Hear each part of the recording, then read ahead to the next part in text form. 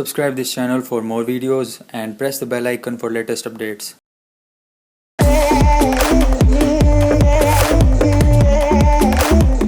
Hello guys, what's going on? This is Arjun, and in the previous video I had unboxed this iPhone 7 Plus. Let's take a look back.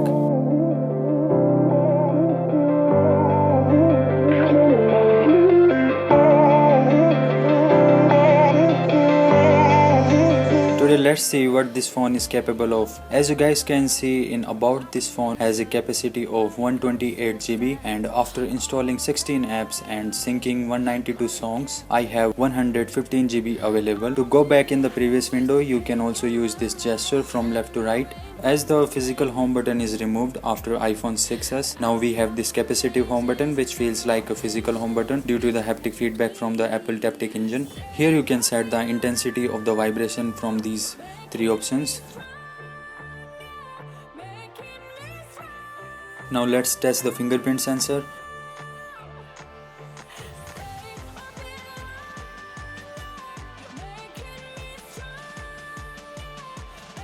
There are two phases in the fingerprint scanning process. First it will scan your finger, and after that it will scan the edges of the finger.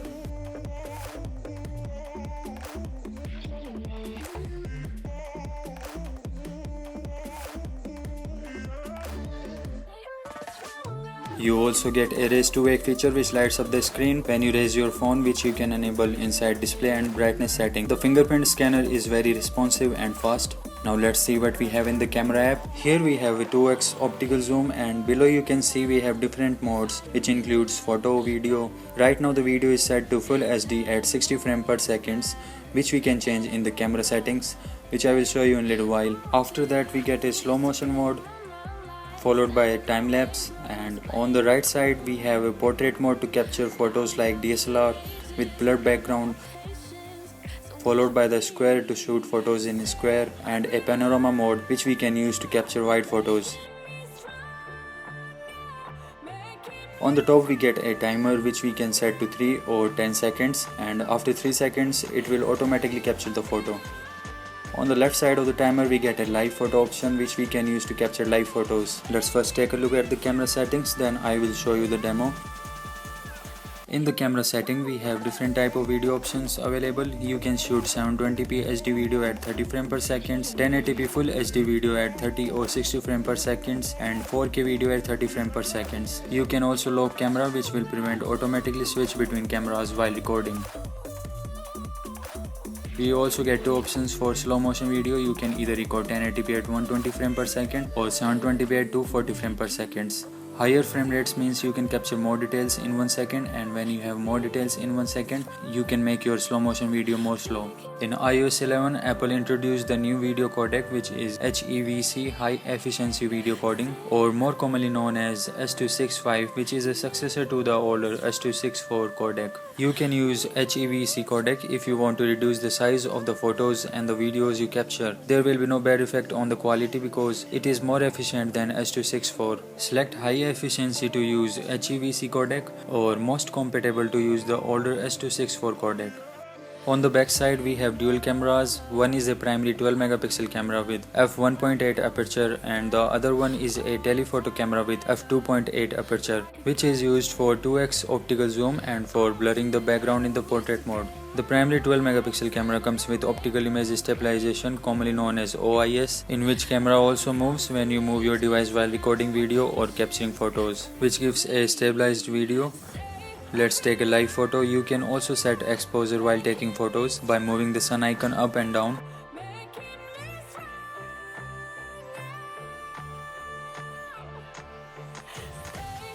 You can animate a live photo by hard pressing on the display, which is called 3D touch. We will talk about 3D touch later in the video.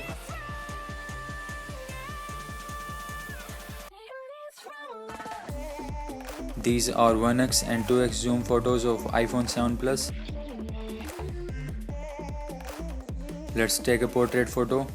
The portrait blurs sometimes work perfect, but sometimes it doesn't. Maybe it will fixed in future software updates with some AI technology. Now I'm recording 1080p video at 60 frames per second. As you can see, it looks so smooth in the phone display while recording. Here is the actual footage, but you can't see the actual smoothness because the video you are watching is a 4K video at 30 frames per second, and this is the actual resolution of a 1080p video as compared to the 4K video.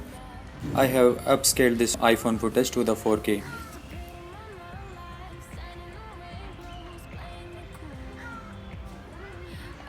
You can also use the 2x optical zoom while recording a video, and it will look like this. Now I'm recording a 4K video at 30 frames per second, and here is the actual footage. You can't get the actual quality on this video because first this video was compressed in my editing software, and after that it was compressed by YouTube. Let's record the slow motion video. This is the slow motion 1080p video at 120 frames per second. This is how an actual 720p HD video looks inside a 4K video resolution, and this video is even more slower than the previous one because it is recorded at 240 frames per second.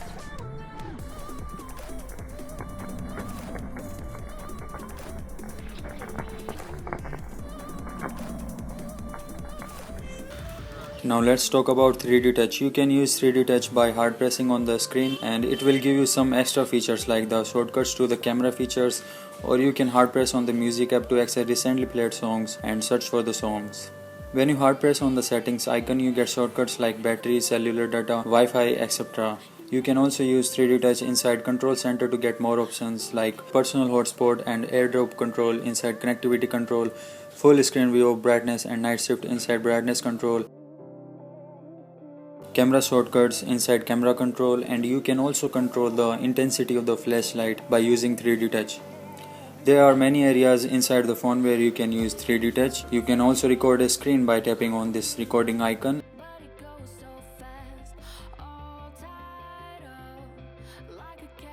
When you are done, again press on this icon and your video will be saved inside photos.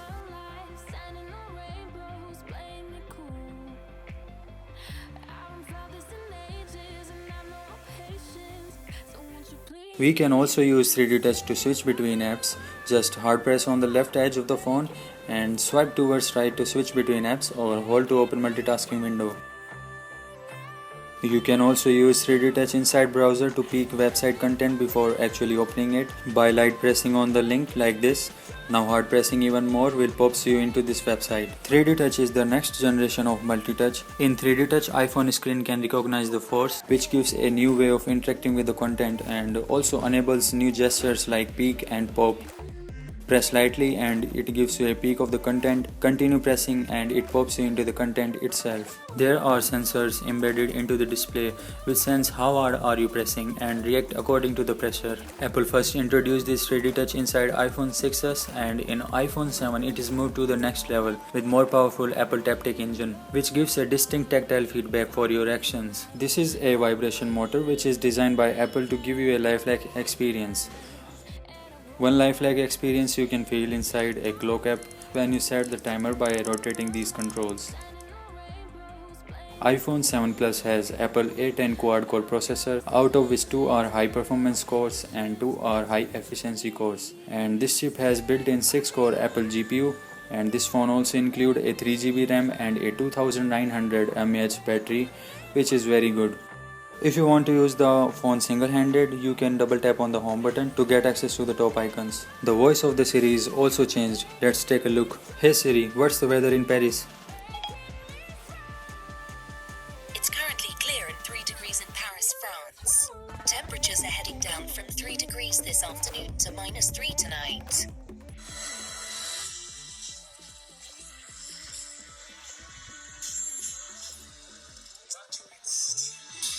This phone has also stereo speakers, one at the top under the earpiece and the other one down here right next to the lightning port.